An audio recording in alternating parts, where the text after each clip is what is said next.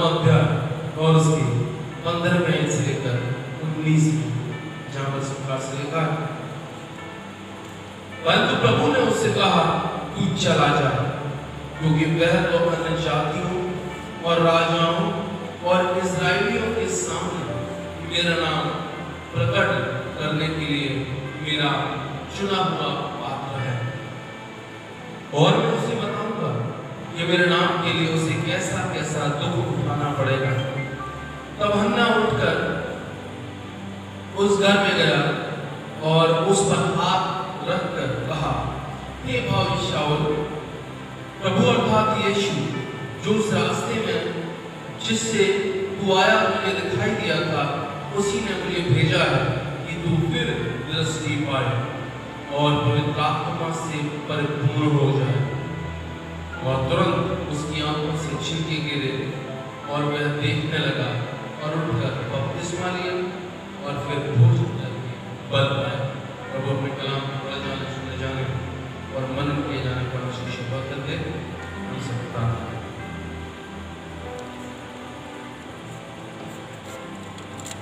हम सब खुदावंद के चरणों में चलें, परमेश्वर से प्रार्थना करें प्रभु के अनुग्रह के लिए। धन्यवाद यीशु, एक बार फिर से खुदावंद आपके बड़े अनुग्रह के लिए, आपकी दया और आपकी करुणा के लिए, और जिंदा खुदा समस्त उन आशीष और बरकतों के लिए, उन नियामतों के लिए हम आपका धन्यवाद देते हैं कि प्रभु जो खुदावंद आपने हमारे जीवनों में दी है। खुदावंद धन्यवाद देते हैं विशेष तौर पर आज की सुबह पिता आपने हमें अपनी इबादत का अवसर दिया। खुदावंद अपनी थोड़ी देर के लिए आपकी इस कलाम पर मनन करते हैं। खुदावंद आपसे प्रार्थना निवेदन करता हूँ, बाप की मेरी बुद्धि, मेरा ज्ञान, मेरी समझ, मेरी योग्यताओं को शून्य करना, और खुदावंद इस पल से बाप आसमानी मेरे मुख से जो निकले यीशु वो मेरा नहीं, अब तू तेरा कलाम ठहरे और तेरी कलीसिया के लिए बरकतों का, तेरे लोगों के लिए खुदावंद तौबा का, और तेरे लोगों के लिए खुदावंद उस अनंत काल के जीवन में प्रवेश करने का कारण यीशु के नाम से आमीन। Praise the Lord. भाई तो खुदावंद के कलाम में क्या लिखा है? परमेश्वर के कलाम में लिखा है, अगर मैं और आप 9वें अध्याय को गौर से पढ़ें और शुरुआत से अगर मैं और आप जाएं तो वह एक शाऊल व्यक्ति है। 8वें अध्याय से उसका जिक्र मिल जाता है। शाऊल जो है उसे एक जिम्मेदारी दे रखी है वहाँ के याजकों ने, प्रधान याजकों ने। शाऊल जो है वो खुदावंद के लोगों को सताता है, मारता है, उनका वध करता है और उन्हें बंधुआई करके ले जाता है उन लोगों को जो मसीह यीशु पर विश्वास करते हैं या मसीह यीशु का प्रचार करते हैं। एक ऐसा व्यक्ति है शाऊल जो मसीह विश्वासियों को सताने वाला। भाई तो उसके लिए आज की सुबह खुदावंद ने क्या पाठ मुझे और आपको दिया 9वें अध्याय की 15वीं आयत से, कि खुदावंद ने क्या किया, हन्ना को जो है वो एक आज्ञा दिया, वो ये कहा है कि देख मैंने उसे अपनी महिमा का पात्र ठहराया। मैं तो खुदावंद शाऊल को ही क्यों चुनते हैं अपनी महिमा का पात्र ठहराने के लिए? खुदावंद शाऊल को ही क्यों चुनते हैं कि वो खुदावंद के नाम का प्रचार करे, खुदावंद की गवाही दे और प्रभु की बातों को खुदावंद के लोगों तक पहुंचाए? वही तो और भी तो बहुत सारे बेटर ऑप्शन जो है वो यीशु मसीह के पास हो सकते थे। ऐसे लोग जो खुदावंद के लिए मरने तक को तैयार हैं, ऐसे लोग जो मसीह यीशु के लिए कारण सताए जा रहे हैं। खुदावंद ने उन सब को छोड़कर एक ऐसे जन को अपनी महिमा के लिए चुना है जो कि मसीहों को सताने वाला, उन्हें बांधकर बंधुआई में ले जाने वाला। भाई तो खुदावंद की युक्तियां बड़ी अद्भुत हैं और मेरी और आपकी समझ से बाहर। अब मैं और आप परमेश्वर की सोच, मैं और आप परमेश्वर के विचारों से बहुत छोटे हैं। निश्चित तौर पे जान लेना, मेरे और आपकी बुद्धि परमेश्वर से बहुत छोटी है। वही तो अगर मैं और आप देखें तो यहाँ पर 9वें अध्याय की पहली आयत में लिखा हुआ है, यहाँ लिखा है शाऊल को क्या थी? धुन थी। शाऊल को धुन थी किस बात की? पहली आयत में लिखा है उसे धुन थी कि वो मसीहों को धमकाए और उन्हें सताए। इस बात की धुन लगी रहती थी उसके दिमाग में हर समय। धुन का मतलब 24 घंटे उसके दिमाग में क्या? एक ही बात। कौन सी बात? कि मुझे कब मसीह मिले और मैं उन्हें सताऊं।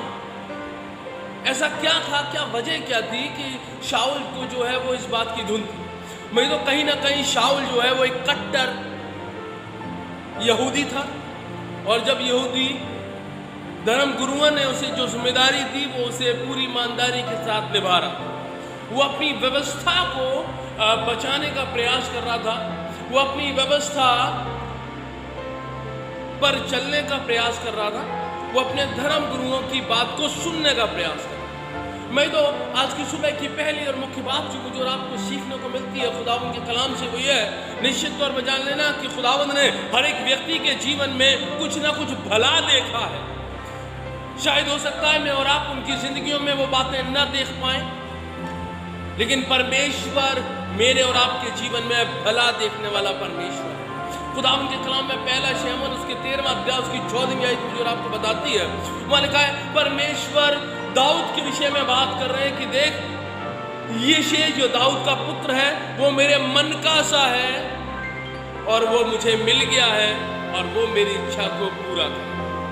मैं तो खुदावंद के कलाम में लिखा है कि परमेश्वर का देखना मनुष्यों का सा देखना नहीं है, परमेश्वर मन के भीतर तक जांचने वाला परमेश्वर है। मैं तो खुदावंद को ये मालूम है कि ये शाऊल अपने धर्म से कितना प्यार करता है, ये शाऊल धर्म गुरुओं की कितनी इज्जत करता है, ये शाऊल व्यवस्था को बचाने का कितना प्रयास कर रहा है। मैं तो खुदावंद सब कुछ शाऊल के जीवन के अंदर देख रहा है और खुदा ने इसीलिए शाऊल को चुना है उस बड़े महान कार्य के लिए।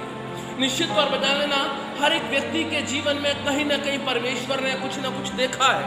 खुदावंद ने कोई ना कोई एक अच्छी बात मेरे और आपके जीवन में भी देखी, इसलिए खुदावंद ने मुझे और आपको अपनी महिमा के लिए चुना है, इसलिए खुदावंद ने मुझे और आपको अपनी गवाही के लिए चुना है, इसलिए खुदावंद ने मुझे और आपको अपने बेटे और अपनी बेटी होने का अधिकार दिया। मैं तो खुदावंद के कलाम में लिखा है, संत पौलुस बड़ी उत्तम बात कहते हैं और वो कहते हैं इफिसियों की पत्री उसका 4वां अध्याय और उसकी पहली आयत में कहते हैं, ए मेरे भाइयों मैं जो मसीह यीशु में बंधी हूं, मैं तुमसे परमेश्वर की दया स्मरण दिलाकर विनती करता हूं कि जिस बुलाहट के साथ तुम बुलाए गए हो उसी के अनुसार चाल भी चलो। मैं तो मुझे आपको इस बात को निरंतर याद रखना है कि परमेश्वर ने मुझे और आपको किस बुलाहट के साथ बुलाया है। कौन सी ऐसी भली बात थी जो परमेश्वर को मेरे और आपके जीवन की भा गई और परमेश्वर ने मुझे और आपको अपनी महिमा का पात्र बना दिया। मुझे और आपको उस बात को अपने जीवन में हमेशा बचा कर रखना है, हमेशा मुझे और आपको उस बात की रक्षा करनी है। खुदावंद के कलाम में लिखा है जो कुछ तुझे सौंपा गया है तू उसकी रक्षा करना। मैं तो इब्राहिम के लिए लिखा है कि इब्राहिम को जब परमेश्वर ने बुलाया उत्पत्ति की पुस्तक उसके 12वें अध्याय की पहली आयत में, तो खुदावंद ने क्या कहा? खुदावंद ने इब्राहिम से कहा कि देख तू अपने पितरों के देश को और अपने कुल को और अपने संबंधियों को छोड़कर उस स्थान पर चला जाओ जो मैं तुझे दिखाऊंगा। मेरे जो इब्राहिम के जीवन में बड़ी उत्तम बात मुझे और आपको देखने को मिलती है और वो ये है कि वो आज्ञाकारी है। वो तुरंत अपना देश छोड़कर अपने पितरों के स्थान को छोड़कर चल दिया है।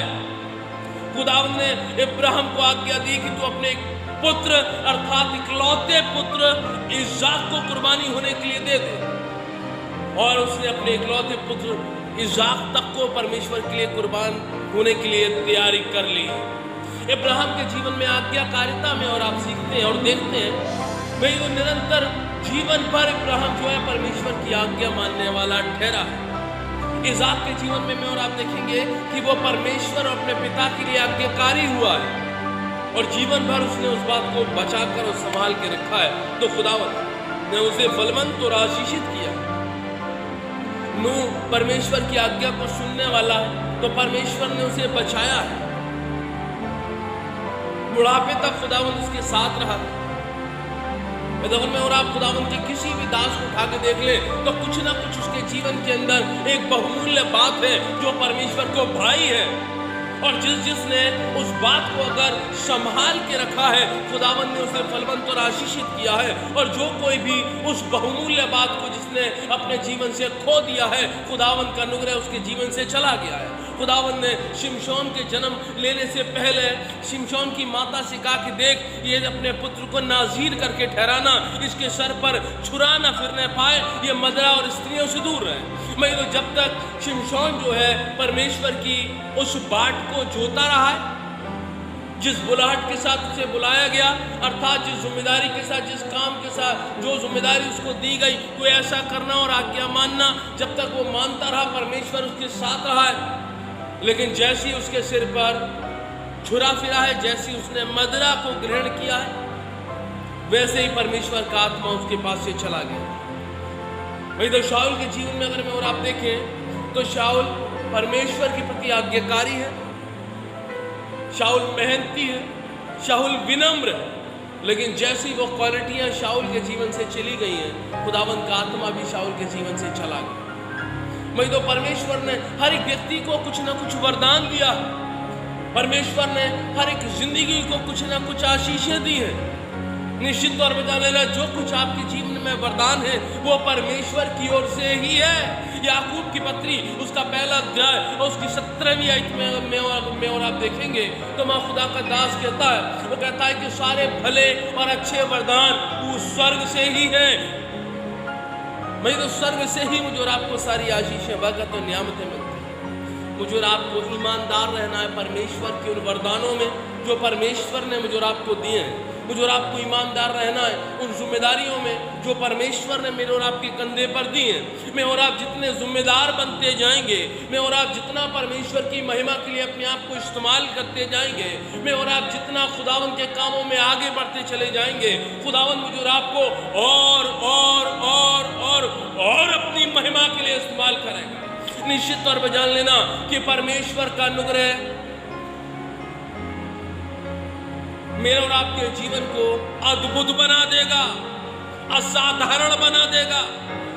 शाऊल के जीवन को देखकर जैसे हन्ना कहता है कि अरे प्रभु, ये तो वही है जो तुझे तेरे लोगों को सताता है, और इसे तो याजकों की बात सुनकर ये तेरे लोगों को बंदवाई में ले जाता।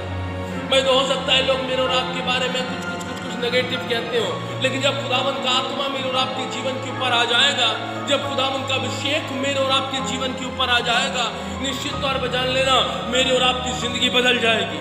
ये शाऊल वही शाऊल है जो खुदावन के लोगों को सताता है। मैं और आप अगर आगे देखें 4-5वीं आयत में इसी अध्याय की 9वें अध्याय की, तो वहाँ खुदावन खुद शाऊल से बात कर रहा है और शाऊल से कह रहा है, हे शाऊल तू मुझे क्यों सताता है। वो शाऊल जो खुदावंद यीशु मसीह के लोगों को अर्थात यीशु मसीह को सता रहा है, उसी शाऊल के लिए लिखा है कि वो प्राण देने तक परमेश्वर के लिए विश्वास योग्य ठहरा। जब हनन्याह ने शाऊल के ऊपर हाथ रखकर प्रार्थना करी है, खुदावंद के कलाम में लिखा है, वहां लिखा है तब उसने दोबारा दृष्टि पाई है और वो पवित्र आत्मा से भर गया है। मैं तो निश्चित तौर पर जान लेना खुदावंद मुझे और आपको पवित्र आत्मा से भरने वाला परमेश्वर है। और जब मैं और आप पवित्र आत्मा से भर जाते हैं और उस खुदावंद के प्रकाशन का अनुभव कर लेते हैं, तो बड़े बड़े और अद्भुत काम होते हैं। वही शाऊल है जो खुदावंद के लोगों को सता रहा है, और खुदा ने उस शाऊल को उठाकर पौलुस बना दिया है। Praise the Lord. मैं तो खुदावंद कब किसको कहां बदल दे निश्चित तौर पर जान लेना कोई नहीं जानता, लेकिन मुझे और आपको क्या करना है, मुझे और आपको निरंतर परमेश्वर की गवाही देनी है। अगर मैं और आप प्रेरित होंगे काम उसके 22वें अध्याय को अगर मैं और आप देखेंगे उसकी 6वीं आयत से, तो वहाँ पर क्या लिखा है, वहाँ लिखा है कि संत पौलुस जो है जब प्रचार कर रहा है पवित्र आत्मा पाने के बाद, तो वो अपने लोगों में इस बात की गवाही दे रहा है कि ये वो मसीह यीशु है कि मैं लोगों को सताता था, इसने मेरे साथ क्या किया, इसने मुझे दर्शन दिया और मुझे दर्शन देकर मेरा जीवन बदल दिया। मसीह यीशु ने मुझसे कहा, हे शाऊल तू मुझे क्यों सता। उसने पूरी बात, पूरा कन्वर्सेशन जो उसका और प्रभु यीशु मसीह का हुआ, उस बात की गवाही लोगों के बीच में दी। और मैं तो शाऊल ने बड़ा कष्ट भी उठाया है। अगर प्रेरितों के काम की 13वें अध्याय से आगे में और आप देखेंगे तो वहाँ पर शाऊल की सारी यात्राओं के बारे में जिक्र है कि शाऊल कैसे पर प्रभु यीशु मसीह के लिए कष्ट उठा रहा। मैं तो बड़ी अद्भुत बात यह है कि वही हनन्याह जिसे परमेश्वर ने चुना, प्रभु का चेला है, कि वो शाऊल को महसूस करे, उस पर हाथ रखे, और उसके हाथ रखने से शाऊल ने पवित्र आत्मा पाई है। गौर से सुनना, यहां के बाद हनन्याह का कुछ नहीं पता कहां चला गया। जिसके जिसके हाथ रखने से शाऊल पवित्र आत्मा पा रहा है, उसका कहीं कोई जिक्र नहीं। उसकी एक भी पुस्तक जो है वो खुदावंद के कलाम में मुझे और आपको देखने को नहीं मिलती। लेकिन जिस पर हाथ रखा गया उसकी 13 किताबें नए नियम में मुझे और आपको देखने को मिलती हैं। 27 किताबों में से नए नियम की 13 किताबें जो हैं इस शाऊल की हैं जो मसीह यीशु के लोगों को सताता है। मैं तो खुदावंद के कलाम में लिखा है, जिस पर मैं दया करना चाहूँ मैं उसी पर दया करूँगा, और जिस पर मैं अनुग्रह करना चाहूँ मैं उसी पर अनुग्रह करूँगा। मैं तो यह खुदावंद का अनुग्रह है। खुदावंद किसको कहाँ पर इस्तेमाल करना। मैं और आप जितना मसीह यीशु के लिए अपनी ज़िंदगी को इस्तेमाल करते जाएंगे, निश्चित तौर पर जान लेना कि खुदावंद उतना मेरे और आपके जीवन को और बलशाली और आत्मिक रूप से और फलवंत और आशीषित करता जाए। मैं तो राह दिखाने वाला एली अपने बच्चों को नहीं बचा पाया। एली ने शमूएल को सलाह दी और शमूएल परमेश्वर का भविष्यद्वक्ता बन गया। मैं तो ये खुदावंद का अनुग्रह है। खुदावंद के अनुग्रह के पीछे मुझे और आपको भागने की आवश्यकता है। मैं और आप अगर खुदावंद के अनुग्रह के पीछे भागेंगे तो निश्चित तौर पर जान लेना खुदावंद के कलाम में लिखा है, अगर तुम चुप रहोगे तो ये पत्थर चिल्ला उठेंगे। खुदावंद किसको कब अपनी महिमा के लिए इस्तेमाल कर ले, किसकी कौन सी बात परमेश्वर को पसंद आ जाए, कोई नहीं जानता। मैं तो और अगर पसंद आने के बाद खुदा ने मुझे और आपको जब अपने बेटे और अपनी बेटी होने का अधिकार दे दिया है, तो ये मेरी और आपकी जिम्मेदारी है कि मैं और आप कैसे उस जिम्मेदारी को निभाते हैं जो परमेश्वर ने मुझे और आपको दी है। मेरी जो 4 लगभग मिशनरी यात्राएं जो हैं बड़ी लंबी लंबी संत पौलुस ने की हैं, और वो छोटी मोटी नहीं है, वो जिंदगी को जोखिम में डालने वाली हैं। अगर मैं और आप प्रेरितों के काम के 28वें अध्याय को पढ़ेंगे तो वहाँ क्या लिखा हुआ है, वहाँ पर संत पौलुस का जहाज टूट गया है, ऑलमोस्ट वो लोग मरने पर है, बंधुआई करके ले जा रहा संत पौलुस। वही संत पौलुस जो पहले मसीहियों को बंधुआ बनाया करता था, आज वही संत पौलुस जो है वो मसीह यीशु के लिए बंधुआ बना है। Praise the Lord. मैं तो खुदा के कलाम में 28वें अध्याय में लिखा है कि उनका जहाज टूट गया है, वो बहुत परेशानी में है, डूबे जा रहे हैं, बड़ी मुश्किल से किनारे तक पहुंचे हैं। और उन्होंने क्यों? क्योंकि परमेश्वर का दास उनके साथ था, इसलिए अनुग्रह अनोखी अनुकंपा पाई है। संत पौलुस के लिए लिखा है कि संत पौलुस के जब उन्होंने लकड़ियों का झुंड जो है वहां पर रखा तो संत पौलुस के हाथ पर जो है सांप ने काट लिया। वो सब इंतजार करने लगे कि इसका हाथ अब कब सूजेगा और ये कब गिर जाएगा। भाई तो निश्चित तौर पर जान लेना परमेश्वर हर एक स्थान पर मेरे और आपके साथ रहता है। मसीह यीशु के जब मैं और आप कामों को करते हैं, जब मैं और आप मसीह यीशु के साथ ईमानदार रहते हैं, जब मैं और आप मसीह यीशु के लिए अपनी जिंदगी को इस्तेमाल करते हैं, निश्चित तौर पर जान लेना सांप और बिच्छू भी मेरे और आपका कुछ नहीं बिगाड़ सकते। कोई महामारी मेरे और आपका कुछ नहीं बिगाड़ सकती, कोई परेशानी मेरे और आपका कुछ नहीं बिगाड़ सकती। मेरे दोस्त के लिए मुझे और आपको चाहिए परमेश्वर का अनुग्रह, और वो अनुग्रह मुझे और आपको तब मिलेगा जब मैं और आप मसीह यीशु पर विश्वास करेंगे। भाई इब्रानियों की पुस्तक उसका 11वां अध्याय उसकी पहली आयत मुझे और आपको बताती है कि विश्वास क्या है। विश्वास करने पर कैलकुलेशन नहीं चलाई जाती, निश्चित तौर पर जान लें। आज मैं और आप कैलकुलेशन भी चलाते हैं, आज मैं और आप दिमाग भी चलाते हैं, और आज में और आप विश्वास की भी दुहाई देते हैं। लेकिन संत इब्रानियों की पुस्तक उसके 11वें अध्याय की पहली आयत में लिखा है कि अब विश्वास आशा की हुई वस्तु और अनदेखी वस्तुओं का प्रमाण है। अनदेखी वस्तुओं का प्रमाण, जिन चीजों को मैंने और आपने ना देखा है, जिन वस्तुओं को मैंने और आपने ना पाया है, अभी वो रास्ते में ही है। हालेलुया, वो रास्ते में ही है, वो आ ही रही है। लेकिन मैंने और आपने ये ईमान कर लिया कि मेरे और आपके मसीह यीशु ने मेरे और आपके लिए कर दिया है। ये है विश्वास। खुदावंद ने मुझे और आपको कोरोना नाम की बीमारी से आजाद कर दिया है। कोई महामारी मुझे और आपको छू नहीं सकती, कोई परेशानी मुझे और आपको छू नहीं सकती, कोई तंगाली मुझे और आपको छू नहीं सकती, कोई निराशा मुझे और आपको छू नहीं सकती, कोई असफलता मुझे और आपको छू नहीं सकती। अगर मैं और आप परमेश्वर में है और परमेश्वर मुझ में और आप में है तो मैं तो जहां पर लोगों की प्रक्रिया बड़ी तुरंत बदलती है। जहां पर सांप के काटने के बाद वो लोग आपस में बुदबुदाने लगे, अरे ये तो कोई पापी मनुष्य है, इसलिए इसे सांप ने काट लिया। आगे लिखा हुआ जब उसे कुछ भी नहीं हुआ तो उन्हीं लोगों के बीच में बड़ी गवाही ठहरी है।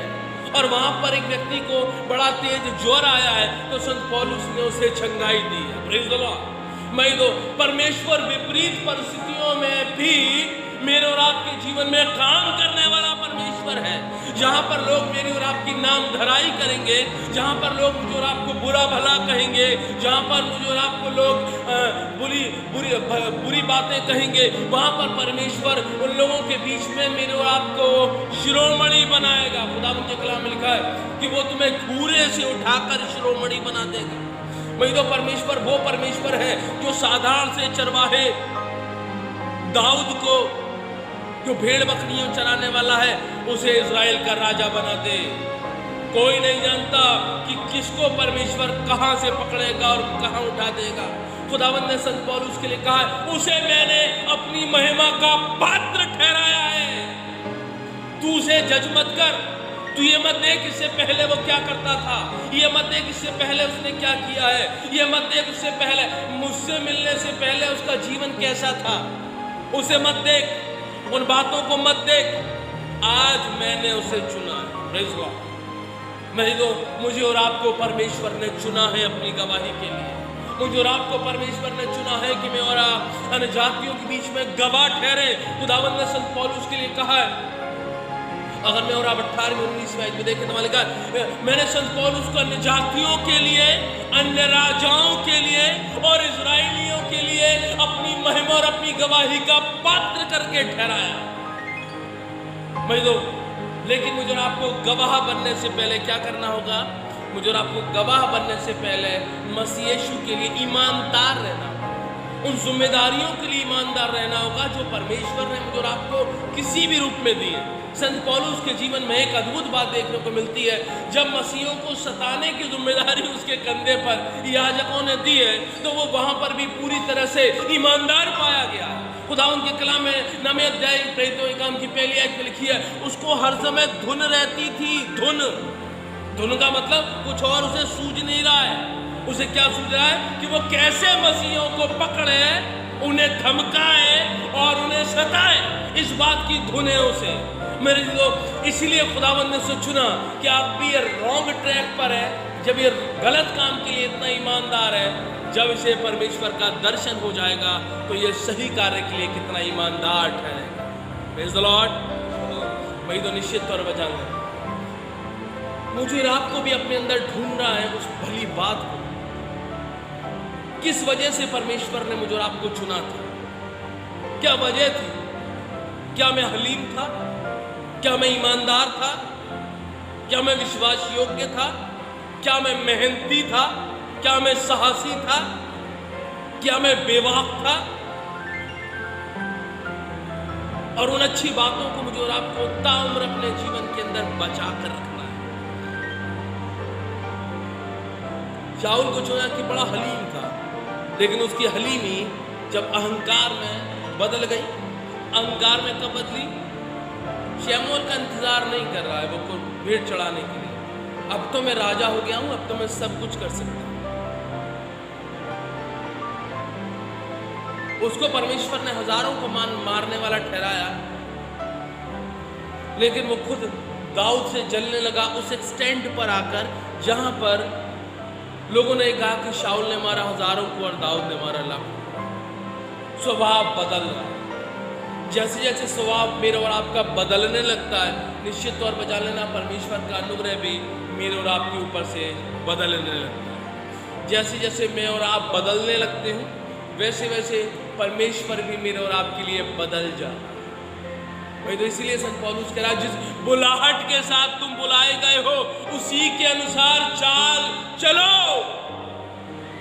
खुदावंद ने मुझे और आपको जो ईमानदारी की आत्मा दी है, मुझे और आपको उसे सजा कर और समेट कर रखना है। खुदावंद ने जो कुछ मुझे और आपको दिया है उसे मुझे और आपको बचा कर रखना है और उन जिम्मेदारियों के लिए ईमानदार रहना है जो परमेश्वर ने मुझे और आपको दी है। निश्चित तौर पर जान लेना, बाकी खुदावंद का अनुग्रह अपने आप कर देगा।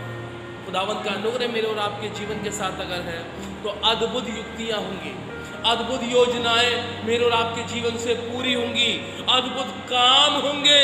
लेकिन कब?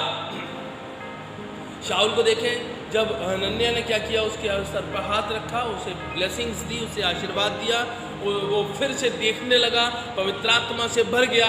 तो शाऊल ने क्या किया, 3 दिन से वो भूखा प्यासा है, 3 दिन से उसने खाना नहीं खाया क्योंकि उसकी आंखें बंद हो गई हैं। खुदावंद के कलाम में साफ लिखा है कि वो प्रार्थना कर रहा है, प्रभु उसकी गवाही दे रहा है। संत पौलुस की गवाही प्रभु दे रहा है हनन्याह से कि देख मेरा दास प्रार्थना कर रहा है, तू जा, 3 दिन से भूखा और प्यासा है। लेकिन जब उसकी दृष्टि आ गई, जब उसकी आंखें खुल गई, उसने सबसे पहला काम क्या किया, उसने अपने नौकरों से कहा कि लाओ भोजन लाओ, अब मुझे भोजन कराओ। हैं?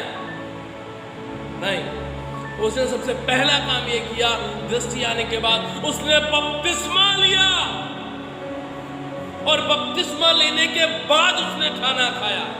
पहले जो जिम्मेदारी उसके कंधे पर दी गई, जिस बात के लिए उसकी दृष्टि खोली गई, जिस बात के लिए उसे पवित्र आत्मा से परिपूर्ण किया गया, सबसे पहले उसने यीशु का काम किया, उसके बाद उसने अपनी फिजिकल नीड की चिंता करी।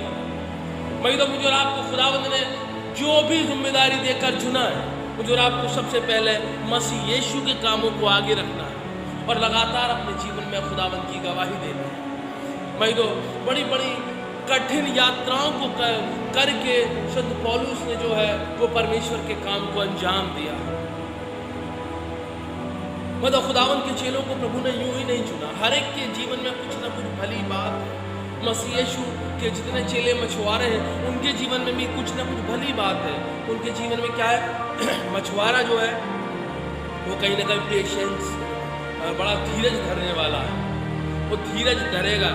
हैं जितने मछली के शिकारी हैं वो सब समझ सकते हैं कि डोर डाल के, जाल डाल के बैठे रहना होता है, कोई जल्दबाजी नहीं, बड़ी तसल्ली से धीमे धीमे धीमे धीमे जो मछली का शिकार किया जाता है। खुदावंद ने देखा उन लोगों,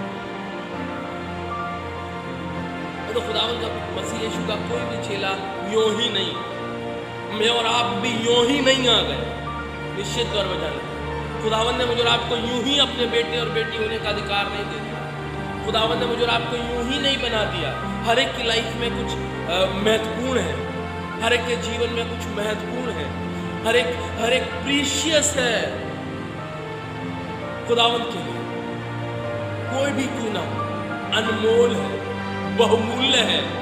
अगर मेरे लिए तो मैं और आप परमेश्वर के लिए बहुमूल्य नहीं होते तो अपने इकलौते पुत्र यीशु मसीह को इस संसार में कभी भी मेरे और आपके प्राण बचाने के लिए इस संसार में कभी नहीं भेजता। लेकिन प्रभु ने मेरे अपराधों के लिए अगर भेजा है तो कुछ तो मुझ में होगा। प्रभु ने मुझसे अगर इतना प्यार किया है तो कुछ तो होगा। तो वही कुछ मुझे अपने खुदा की महिमा के लिए इस्तेमाल करना है। Praise the Lord. वही कुछ मुझे और आपको खुदावंद की गवाही के लिए इस्तेमाल करना है। वही कुछ मुझे और आपको परमेश्वर के सुसमाचार प्रचार के लिए इस्तेमाल करना है। लेकिन पहले मुझे और आपको आत्ममंथन करने की आवश्यकता है। मुझे और आपको मनन करने की आवश्यकता है कि वो क्या स्वभाव था, वो क्या बात थी, वो क्या वजह थी जिसमें, या वो क्या क्षेत्र था जिसमें खुदा ने मुझे आशीषें दी। अब मैं बदल गया। वही तो कई बार ऐसा होता है जब मैं और आप खुदावंद में फलवंत और आशीषित हो जाते हैं, तब मेरे और आपका पहला सा स्वभाव नहीं रहता।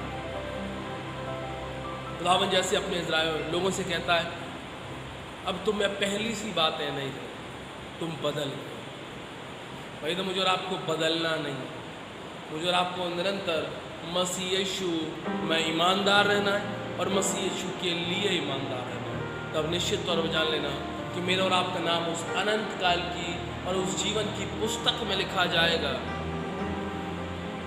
और मैं और आप उस अनंत काल के जीवन में प्रवेश करेंगे। खुदावंद का धन्यवाद दें प्रभु के बड़े अनुग्रह के लिए, उसकी करुणा और उसकी सामर्थ के लिए। प्रभु आप सबके साथ रहे, आप सब पर अपना अनुग्रह बना के रखें, उस एसेंस को बचा के रखें, उस भली बात को बचा के रखें, उस भले गुण को बचा के रखें और खुदा की महिमा के लिए अपनी ज़िंदगी और अपनी गवाही को निरंतर इस्तेमाल करते रहें। दुआ में धन्यवाद यीशु का फिर से आपकी बड़े अनुग्रह के लिए। हम सब पर दया कर, हम सब पर अपना अनुग्रह बना कर, जो खुदावंद तोड़े आपने हमें दिए हैं जो खुदा परमेश्वर उपकार आपने हमारे ऊपर किए हैं, जो खुदा जिम्मेदारियाँ आपने हमें दी, खुदा उन्हें निभाने पाएँ, अपनी महिमा और अपनी सेवा के लिए हम इस्तेमाल करें। यीशु